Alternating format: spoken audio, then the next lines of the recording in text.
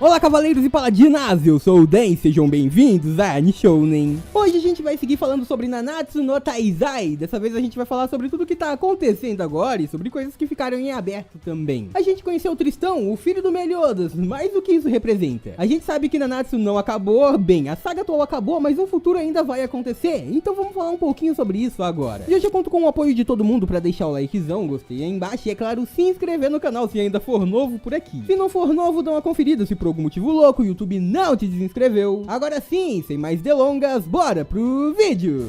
Galera, então, neste vídeo de hoje eu separei algumas perguntas de vocês sobre o futuro de Nanatsu no Taizai, sobre coisas que não foram respondidas e tudo mais. Vamos falar sobre o que vai acontecer agora na continuação da obra e sobre algumas coisas que não foram respondidas ou foram indiretamente respondidas também. A primeira pergunta vem do Luiz Fernando. Por que mesmo sem a maldição, o Meliodas não envelhece? Bem, eu acredito que ele envelheça sim. Vamos lá. A maldição do Meliodas basicamente permitia que ele vivesse pela eternidade. Sempre que ele acabasse perdendo a sua vida, ele iria pro purgatório, parte dos seus sentimentos, na verdade, e enquanto isso, uma versão maldosa e mais poderosa do Meliodas sempre ia retornar, até o ponto que ele abrisse mão completamente das suas emoções ou que elas fossem tiradas à força dele. Acontece que o seguinte aconteceu: Meliodas depois de um tempo acabou com essa maldição completamente, só que mesmo assim a gente viu que a Elizabeth envelhecia, mas ele não. Ele se mantinha o mesmo Meliodas, mas sabe por que isso acontece? Praticamente, pelo menos é o que eu acredito, é pelo simples fato dele ser um demônio. Vamos lá, tem explicações indiretas no mangá e no anime de Nanatsu no Taizai que a gente vai abordar agora. Como a gente sabe, os demônios não são seres imortais, eles simplesmente envelhecem e morrem também. Isso aconteceu quando os 10 mandamentos voltaram. Eles começaram a conversar entre si e o que foi dito foi o seguinte: 3.000 anos se passaram e mesmo sendo demônios, se esse tempo tivesse afetado eles acabariam perdendo a sua vida. Eles sobreviveram por mais tempo do que realmente deveriam sobreviver ou que iriam sobreviver. A gente só não sabe se isso se aplica a qualquer demônios ou se não se aplica aos descendentes do rei dos demônios, porque a gente viu que o rei não foi selado no caixão da escuridão eterna, ele foi selado no purgatório e mesmo assim ele envelheceu, mas se manteve vivo por 3.000 anos. Então pode ser que os filhos deles não envelheçam normalmente, só que mesmo assim, o que a gente sabe é que os demônios não sobrevivem a 3.000 anos, mas eles podem sobreviver por muito tempo. Assim como os membros do clã das deusas também, Generis e Ena, por exemplo. Elas sobreviveram à queda do caixão da escuridão eterna, na verdade elas fugiram porque não queriam participar da guerra. E elas então se mantiveram iguais, elas sobreviveram e elas envelheceram ali, mas elas continuaram a mesma. Quase nada mudou pra elas fisicamente, e o tempo quase não as afetou. E se passou 3.000 anos, ou seja, um membro do clã das deusas sobreviveria, ela ficaria igual, assim como Meliodas também, por ser do clã dos demônios, viveria e permaneceria igual. Basicamente, esses clãs têm uma longevidade muito gigante, por este motivo, Meliodas não mudou nem um pouquinho. Mas aí vem a pergunta, por que a Elizabeth mudou? Vamos lá. Ela mudou porque praticamente ela deixou de ser do clã das deusas, ela não é 100% do clã das deusas mais. E isso foi algo que ela mesma confirmou e possivelmente veio da sua maldição também. Afinal, a maldição da Elizabeth forçava que ela vivesse como uma humana, tirou os poderes de deusa dela. Então ela virou humana, depois virou uma sacerdotisa, ela evoluiu muito a ponto de conseguir curar as pessoas e depois disso, ela tinha uma maldição que também ativava uma contraproposta, uma contra-maldição. Basicamente, se ela recuperasse seus poderes, passando por cima de tudo aquilo, os seus sentimentos e memórias sobre Meliodas voltariam também, assim como seu prazo de sobrevivência de 3 dias. Depois disso, ela perderia sua vida e tudo voltaria ao comum. Ela viraria uma humana novamente e assim recomeçaria, até que restaurasse seu poder de deusa e assim vai. Acontece que, como a gente viu, por causa dessa maldição, Elizabeth não tinha integralmente todos os seus poderes como uma deusa. Ela já não tinha mais todo o apoio de uma divindade. Ela era parte deusa e parte humana. Então, por mais que ela fosse do clã das deusas, ela também já tinha se tornado um membro do clã dos humanos. Por isso, a Elizabeth não tem a longevidade de uma deusa, ela envelhece, por mais que tenha os poderes, entenderam? Por isso que a gente viu a Elizabeth envelhecendo no mangá e o Meliodas não. Mas isso pode ser mudado, talvez ele possa abrir mão dos seus poderes, a gente já sabe que o Meliodas é capaz de fazer isso, assim como a Elizabeth de algum jeito pode conseguir um novo poder. Assim eles poderiam passar mais tempo juntos. A próxima pergunta é do Pedro Maurício.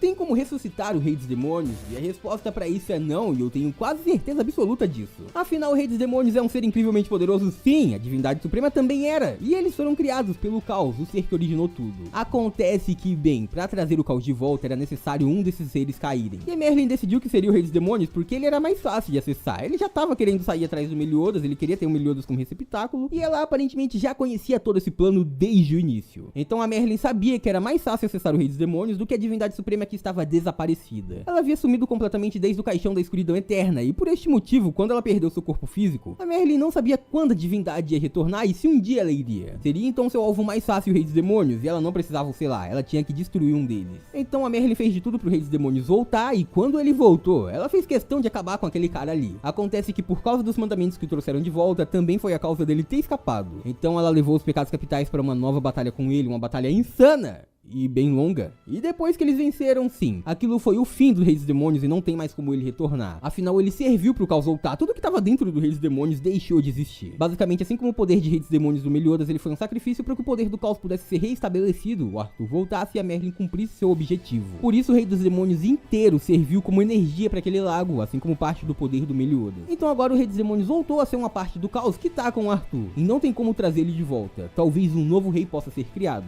mas trazer ele de volta não. O pai do Meliodas, o Rei dos Demônios como a gente conhece, agora se tornou parte do caos, que se tornou parte do poder do Arthur. E por este motivo ele seria uma peça que não seria mais encaixada no retorno de Nanatsu no Taizai, mas a divindade suprema que não foi abordada, sim. Ela pode aparecer a qualquer momento e pode ser muito importante para a nova saga que tá por vir.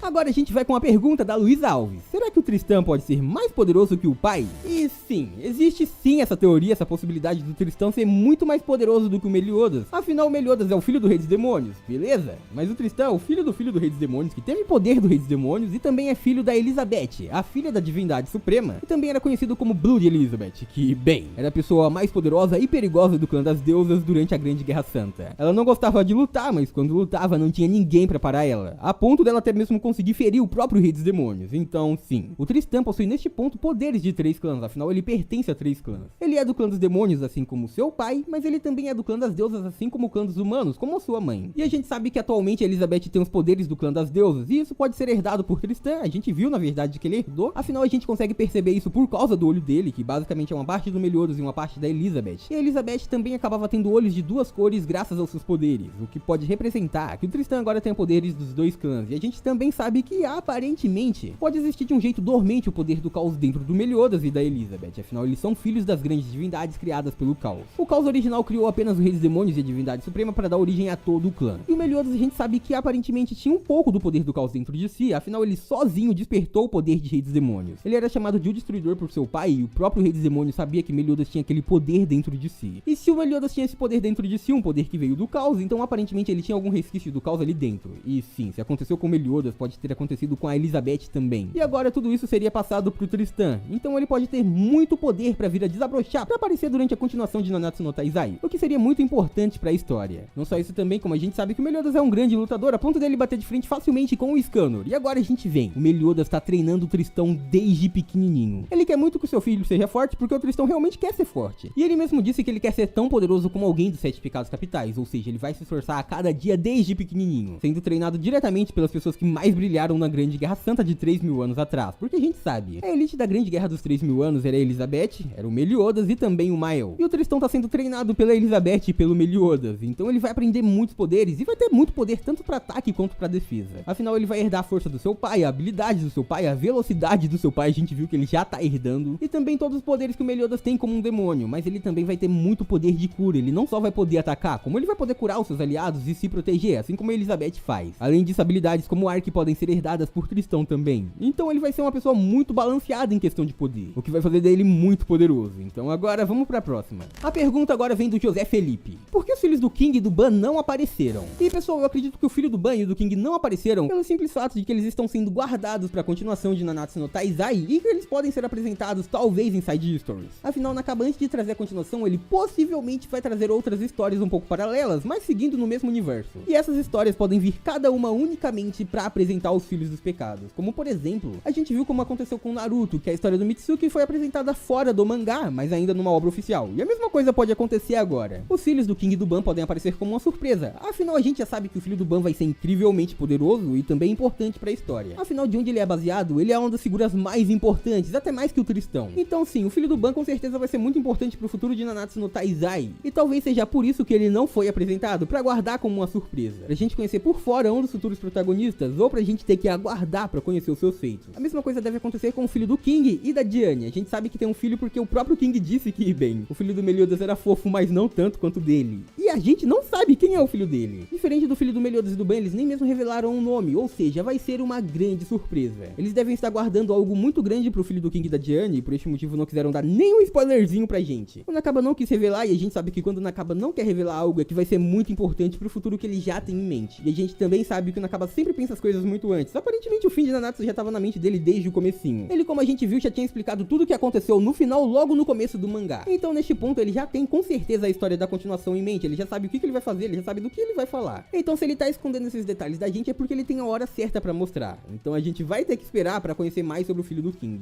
E por hoje é isso, muito obrigado por terem assistido até aqui, eu espero muito de coração que todo mundo tenha curtido. Eu vejo vocês no próximo vídeo, até lá um grande abraço e tchau!